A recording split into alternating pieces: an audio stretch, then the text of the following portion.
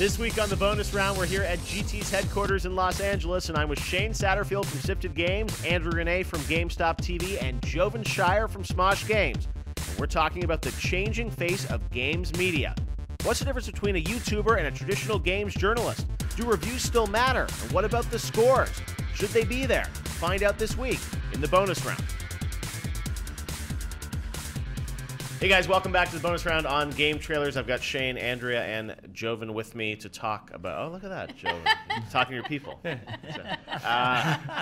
So this week we're talking about the changing face of games media, and probably a perfect panel to have that discussion since Joven, you're part of the new media, as they call it. Yeah, them new medias where you can watch some videos on the internet. Influencers, things like that. Shane, you obviously have been in traditional games media for a long time. You got your new site, Sifted Games, that is launching or may have launched by the time this airs. And Andrea, you've been around. You've seen it all. I've seen everything. Exactly. So, what's interesting is like and we've all experienced this, but, it used to be when I was growing up, it was like games magazines, and you were reading, your Game Pro and your EGM and things like that. That's all largely gone away. Game Informer's still out there, but most people get their news, through digital platforms now on the internet. And, they're the traditional gaming sites. GameTrailers was one of those. IGN, GameSpot, they're sort of transitioning to this new world. But let me talk to you first, Joven, about you guys and Smosh. I think that's really interesting how big that channel is on YouTube. Mm-hmm. Do you guys consider yourselves like gaming media or press? We don't, because there are lots of very specific like Let's Play channels or review channels.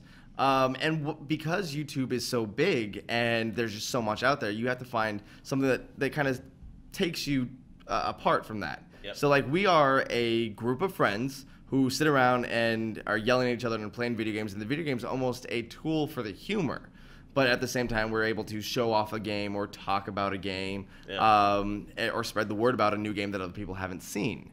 So I don't consider us press by any means, and there's a lot of outlets that probably wouldn't consider us press. Yeah. But we get lots and lots of views. We put lots of people in front of a video game that they may not have seen otherwise. Right. So it's the word that people use now is influencers, and that's really what it is. And like the biggest influencer, PewDiePie, like people now make games just so YouTubers will play them. Five Nights at Freddy's. Yeah. And I think that hurts the industry a lot. Yeah. Because now we just almost lower our standards. But like Goat Simulator, right? Goat Simulator or Flappy Bird, or just like, oh, look at my broken game. It's so funny. Make fun of it. Right. But just like with any other trend that we've seen in gaming, it's never taken away from core gamers. It's never taken away from there's no like this giant army of casual gamers that are saying no more core gamers. We don't need it's just it's another thing that's out there. But you do see like more people going to YouTubers because of their personalities versus the content. Yeah. Because I can get a Let's Play video from so many different spots, but you go back for one person's opinion or one person's sense of humor on something.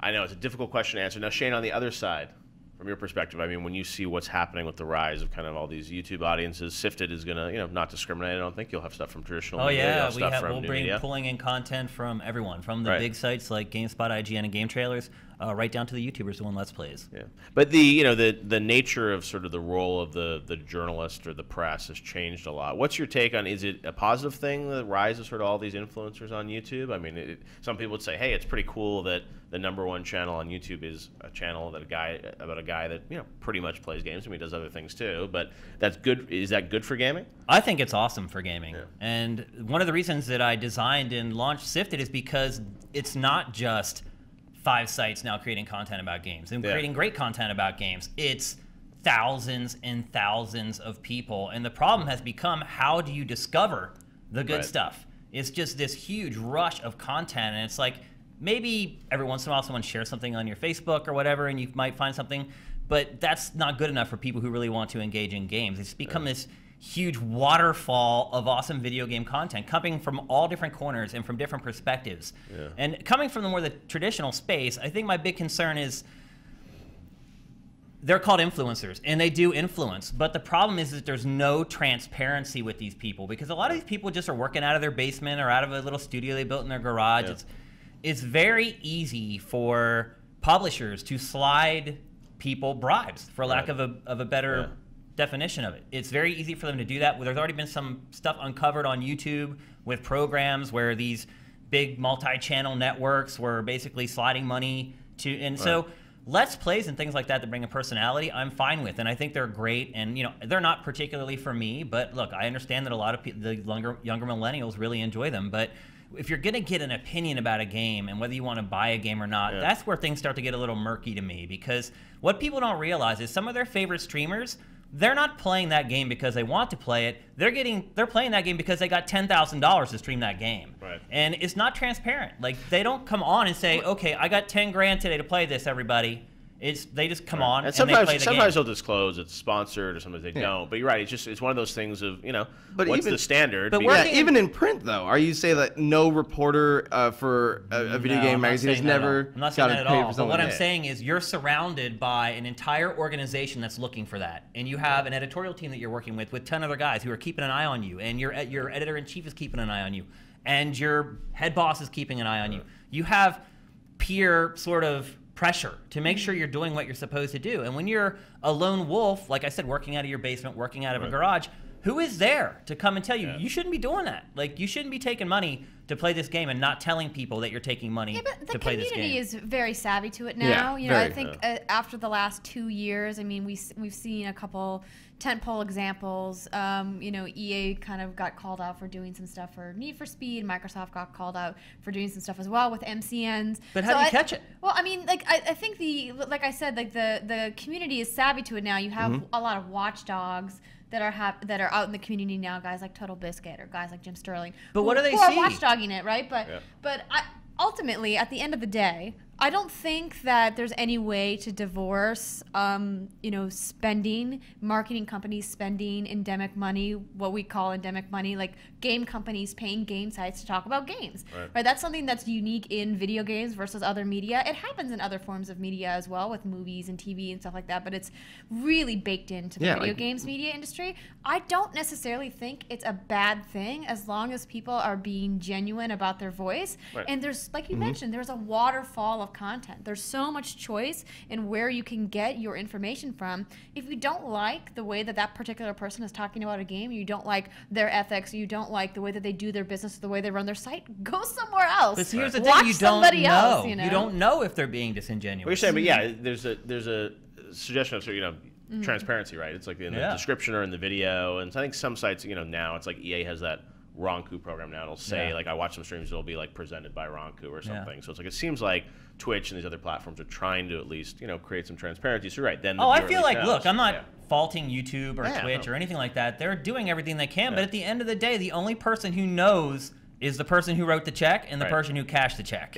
And who follows that? It's impossible. And so when you don't have that system of checks and balances, at least for me personally, it's very difficult to believe the opinions of some of these people. It's not easy to know, though. I mean, I guess the question is, are they giving an opinion or are they just entertaining? That's the thing. Because we've seen people do videos where man, this game is amazing, and then people play it and they realize, no, this game is horrible. I can't trust this person's opinion. And that's a very strong thing now. And that's why the audience has gotten smarter. And that's why there's this wave, a community on the internet that thinks that pre-ordering games shouldn't be a thing anymore. Do not pre-order a game until you've actually seen gameplay, because you don't know if this game is good or not, because they can't trust people anymore. That's why it's so important to be honest and true. And when brands come in, you can't tell someone to like your crappy game. You have to be able to be honest about it, because that's what an audience connects to. And that's what an audience is going to stick with. And that's why I think we've seen a lot of publishers kind of taking the message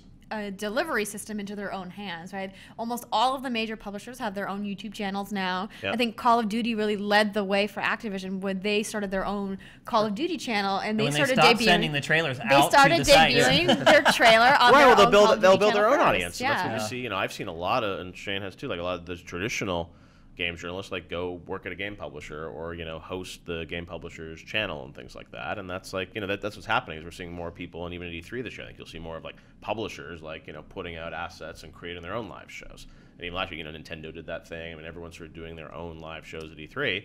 And then it's like, yeah, what is the role of the, you know, the media? It used to be, it was sort of, that was the mechanism through which you would find out about games. And now the publishers can go direct to the consumer. And that's a slippery slope as well, because again, there's no filter there. Like, they can feed you whatever they want, and there's no us there in the middle telling the consumer, hey, wait a minute, like, think about this or think about this. And they told you this, but let's look at what they did last time. There's none of that. Yeah, but that's also, like, video games get a lot of attention more now than ever before.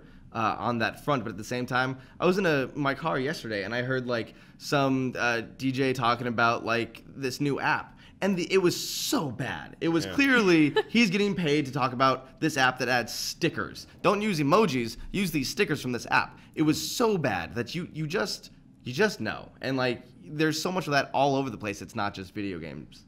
Some people are good.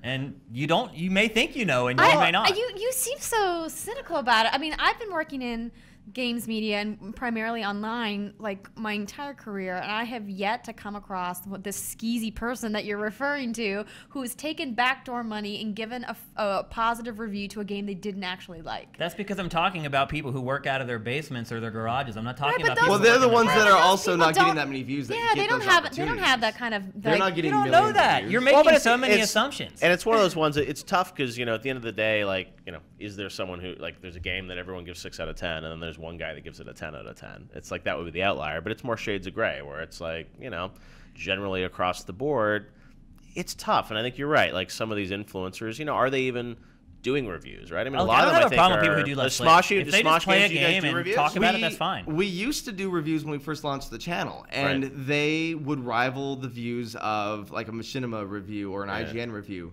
but it wasn't what our audience wanted to see. Again, we're working with a much younger demographic. That's just not how they take their information. I love reviews. I love watching people's opinions on games, but I'm not 13 years old. Like, there's... that's where YouTube is split, or at least in the gaming world. Like, you just have your younger demographic and your older demographic. They want it one way, and the kids want it a completely different way. So you can't just give them knowledge because it's not entertaining enough for them. They want to see the game, and they want to laugh while watching the game. They want to make their own decision, I guess, and that's what that's what's tough. It's like, you know, for review, like the nature of a review. Like, how much does that matter now when, you know, you can sit there and watch someone, like, stream the whole game on Twitch or whatever and make your own decision or, you know, well, I think if you look at it, too, like, even sites that are transparent, like an IGN or a GameSpot or a GT, when they have a sponsored program or whatever, there's the logo, you know, stuff sponsored. People are still skeptical about their reviews, and they still say, "Oh, they're paid off." So if you go down to the YouTuber review, I mean, how much trust can you have there? When you don't trust people who do have a transparency and do have colleagues surrounding them who should provide a checks and balances for that sort of stuff. But that's the inherent problem when you're talking about reviews with an artistic medium, right? It goes back to looking at movie reviews. Like, how seriously do you take a movie review when you're planning to go buy a movie ticket? Like, does that review make or break your ticket buying experience? And granted, games are for me. Games are a little bit of a different beast because they're much more of an investment because they're more expensive. Yeah, much. But my perspective is like, I think putting scores on artistic work is something that's just inherently always going to be problematic, which is why we're seeing a lot of sites now. You know, Joystick, before they shuttered, made that big announcement that they were taking review scores away, and like what that would mean for a tentpole site like Joystick. You know, and I think that, you know, I would hope that more sites move towards looking at their critiques of games as something that they don't need to put like a metric on. Because I think some of the audience, I think, wants that quick fix of like, hey, it's 8 out of 10, and like I'm in and I'm out. Because they don't want to do the work of doing the research on the game. Exactly. And that's why I think a lot of people shorthand's like, oh, this game's an 80. It's like, it's good. And I think, you know, I'm guilty of that sometimes too. It's like, I'll check out reviews like, oh, IGN gave this an 8 too. It's like, moving on. And it's like, do you want to read everything? So I think some of the audience wants that, right, Shane? That's why you just watch the video reviews on GameTrailers.com. That's right. They're all available. All right, well, we got to wrap it up here. Thanks for joining us in the bonus round, guys. Fun discussion. That's it for this week from our brand new studio. We will see you next week on GT for more bonus round. Thanks for watching. You can watch more episodes of the bonus round on GameTrailers.com or YouTube.com/GameTrailers. There you can also join GT's resident scrub Kyle Bossman as he contemplates life, games, and everything else on the final Bossman. And head to our other channel, GT Reviews, to see if Assassin's Creed Chronicles China does the franchise justice.